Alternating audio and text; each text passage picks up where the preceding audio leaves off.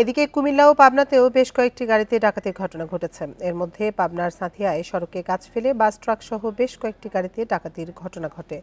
Police জানায় গতরাত ১:৩০টার দিকে ছাচানিয়া সেতুর পাশের সড়কে গাছের গুঁড়ি ফেলে বেশ কয়েকটি বাস, ট্রাক, প্রাইভেট কার ও মাইক্রোবাস লুট করে ডাকাতরা।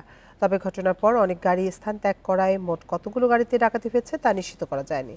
এদিকে ঢাকা-চট্টগ্রাম মহাসড়কে ৪৮ ঘন্টা ব্যবধানে আবারও ডাকাতির ঘটনা ঘটেছে। ভুক্তভোগী মালয়েশিয়া প্রবাসী বেলাল হোসেন জানান, এয়ারপোর্ট থেকে ফেনীর দাগনভূঞায় নিজ বাড়িতে ফিরছিলেন তিনি।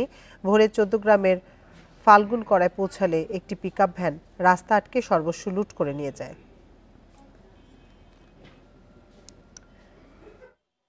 গত রাতে ঈশ্বরদী এলাকায় আমরা চেকপোস্ট করছিলাম। তো আসলে এত বড় একটা এলাকা তো কভার দেওয়া সম্ভব হয় না। ডাকাত দল আমরা একদিকে, ডাকাত দল আরেকদিকে ডাকাতি করেছে। আশেপাশের তথ্যপত্র নিচ্ছি আমরা, ইনশাল্লাহ দ্রুত ডাকাত দলদের শনাক্ত করে এদেরকে আইনের আওতায় নিয়ে আসতে সক্ষম হব।